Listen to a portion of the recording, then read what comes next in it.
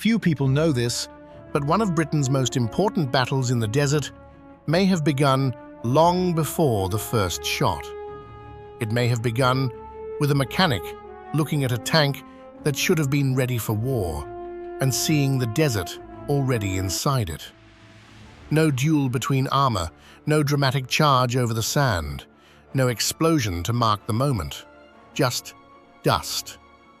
Dust in the air, dust on the tools, dust working its way towards the places where a tank could not afford to breathe badly.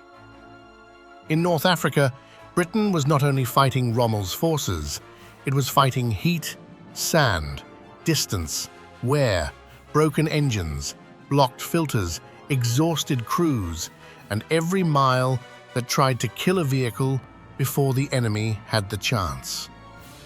The legend says one British mechanic saw what the official design had not solved, then improvised a rough field answer around the tank's breathing system. The name, the exact device, and the neat version of the story needs stronger proof before they can be treated as certain. But the larger truth behind the legend is not weak at all. In the Western Desert, the war was not decided by guns alone. It was decided by which machines could still move after the desert had finished with them. So was a small field upgrade the hidden fix that helped keep Britain's desert army alive? Not by itself. But it points to something more important, the quiet engineering war that kept British and Commonwealth armor in the fight. Before we continue, friends, stop for a second. Let's push this channel to 1,000 subscribers. There's not much left now, and press the hype button. Now let's continue. The Desert War is usually remembered through big names and sweeping movements. Rommel crossing Libya, Montgomery preparing at El Alamein, the 8th Army advancing, retreating, regrouping, then driving forward again. Tanks on the horizon, guns in the dust, arrows moving across maps. That version has truth in it. It is also missing the part that made the arrows possible. A tank battle in North Africa did not begin when two armored forces came into sight. It began when the engines started, when the filters were checked, when the cooling system held, when the crew and the fitters discovered whether the vehicle could still move, stop, turn, and keep breathing for another day. From the outside, a broken tank could still look powerful. It had armor, it had a gun, it had the shape of confidence.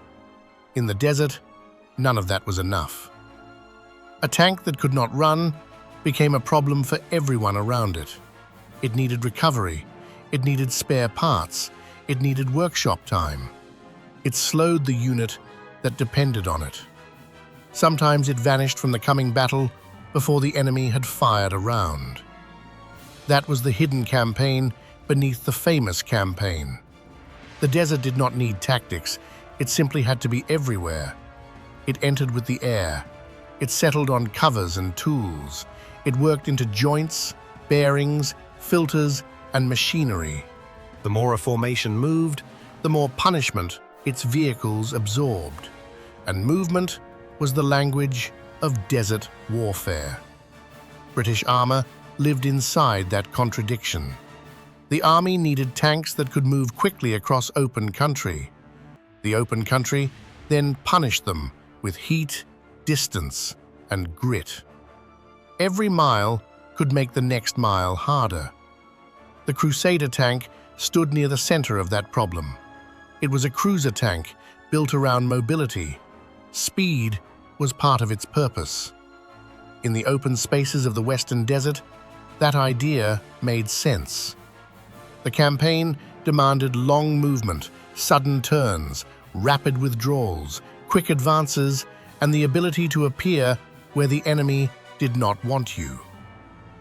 Machines, though, do not fight in design language. The Crusader became one of Britain's best-known desert tanks. It also carried a difficult reputation. Crews used it with some success, and its speed mattered, but it was eventually replaced by better armored and more reliable Grants and Shermans. In North Africa, That single word, reliable, could be as important as firepower. The Crusader was not a joke. That would be bad history. It fought, it served, it carried British crews through hard armored actions. Yet it demanded constant attention from the men who had to keep it alive. A fast tank is only fast while it is running. Once it stops, speed becomes a memory. That is where the mechanics enter the story. They were not the men usually placed at the center of battle paintings. They were not always named in the popular accounts.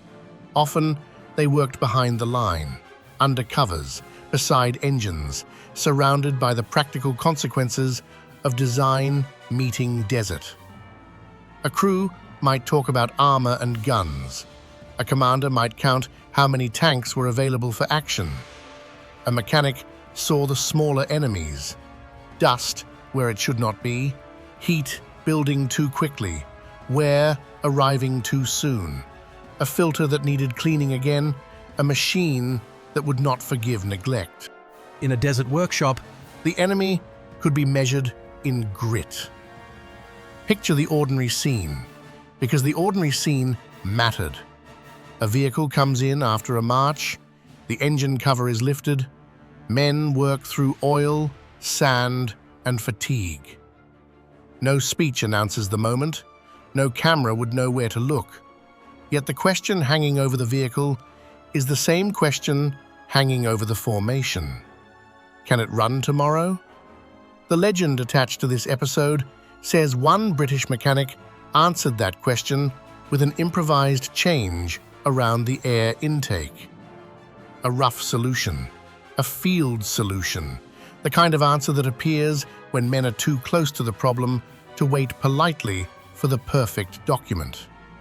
Here, the story has to stay honest. The exact named version cannot be treated as proven from the material available. The safest wording is that this is a battlefield legend, representing a real mechanical problem, not a fully pinned down miracle with a guaranteed inventor. That caution does not ruin the story. it rescues it from nonsense. Because the verified problem is already powerful enough. British armor in the desert faced severe strain from maintenance, movement, supply, recovery, and environmental wear. Filtration, cooling, spares, and repair were not side details. They shaped combat strength.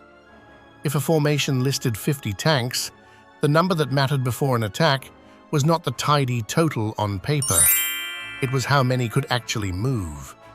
That number was shaped by workshops. It was shaped by recovery crews.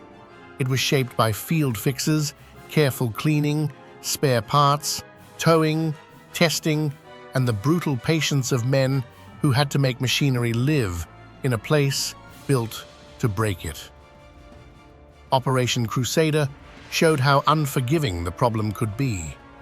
In November 1941, British and Commonwealth forces launched a major offensive in the Western Desert, with the relief of Tobruk and the defeat of Axis armored forces among its central aims. The operation was huge, confused, and punishing. Units advanced across rough ground, clashed, withdrew, reformed, and tried again. The map showed movement. The vehicles felt the cost of it. One account from the 3rd County of London Yeomanry records that during the opening movement into Libya, mechanical breakdowns stopped the unit from refueling on the night of November 18th. That is the kind of detail that makes the Desert War clearer than any grand slogan. A breakdown was not a minor inconvenience. It could interrupt fuel. Fuel could delay movement. Delay could change contact with the enemy. Contact could decide whether a unit arrived ready, late, scattered, or exposed. For modern viewers, this can sound too ordinary to matter. A filter, a cover, a transporter, a recovery job. a mechanic adjusting something in the dust. But armies are not kept alive by dramatic moments alone. They are kept alive by repetition, cleaning, replacing, welding, towing, testing, starting again. The desert turned routine into survival. Britain's strength here was not perfection. It was adaptation under pressure. Not perfect tanks, not a magical workshop fix, not one genius replacing strategy, logistics, and command with a single piece of metal. Something more believable. A habit of making things work because the alternative was to lose them. The War Office, designers, and manufacturers had their own pressures. They were not cartoon fools in London ignoring the obvious. Britain needed tanks quickly. It needed production. It needed standardization.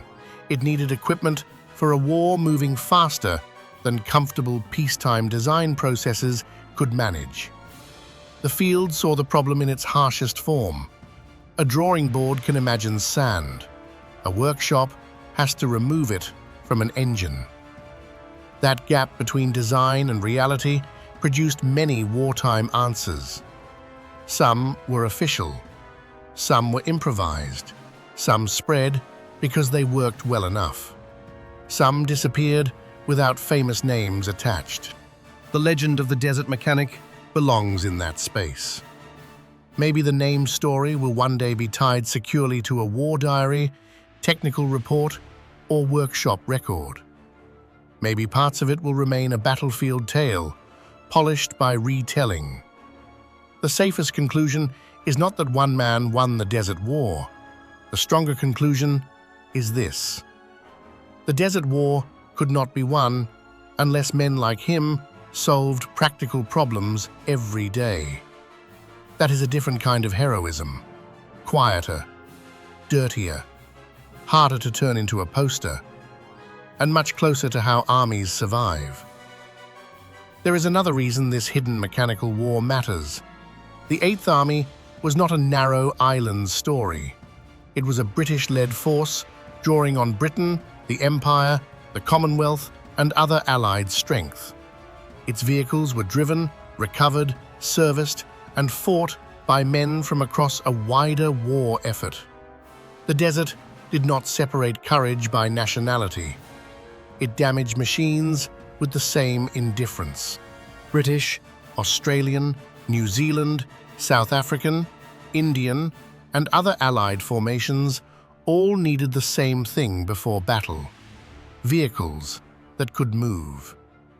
A commander could plan a breakthrough, but the plan still had to pass through workshops, fuel dumps, transport columns, and repair crews before it became steel on the ground. That is why the small fix idea matters, not because it lets us pretend one mechanic replaced the campaign, because it shows where strategy became physical. A plan became a tank that started. A tank became a column that moved. A column became pressure on the enemy line. All of it could be weakened by dust in the wrong place. By 1942, the Western Desert Campaign was moving towards its most famous test. El Alamein became one of the great names in Britain's memory of the war. It mattered because the Axis advance towards Egypt had to be stopped, and because victory there helped shift the direction of the North African campaign. Even there, the familiar images can mislead. The battle was not only a clash between famous commanders, it rested on preparation, artillery, infantry, armor, engineers, minefield clearance, air support, fuel, ammunition, water, transport, and repair. Before the Second Battle of El Alamein, tanks had to be moved forward, fuel and ammunition stockpiled, water carried, and routes through minefields cleared. The offensive was built in workshops and supply areas before it was fought in full view. A tank that broke down behind the line did not care how good the plan sounded. A blocked intake did not respect morale. An overheated engine did not become patriotic because the stakes were high. The machine had to work. That simple fact gives the mechanic's world its weight. Before armor could exploit a gap, it had to reach the gap. Before it could support infantry, it had to start. Before it could be counted as strength, it had to be more than a shape on a list. The number of tanks mattered. The number still alive mattered more. In that difference, the men with tools held a quiet kind of power. This is where British pride in the story should sit. Not in pretending the Crusader was flawless, not in claiming Britain solved every problem instantly, not in turning a complicated campaign into a single miracle fix. The pride is in the refusal to let flawed machines, punishing conditions, and repeated setbacks end the fight.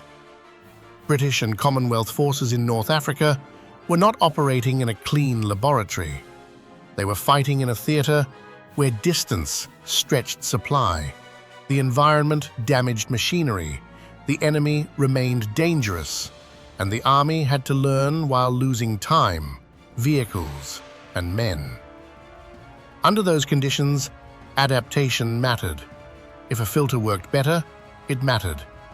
If an intake was better protected, it mattered.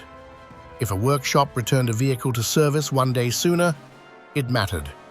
If a mechanic noticed what a report had not yet solved, that mattered too. Small changes do not need to win wars by themselves to be historically important. Sometimes they keep a machine alive long enough for larger forces to do their work. That is the honest version of the title.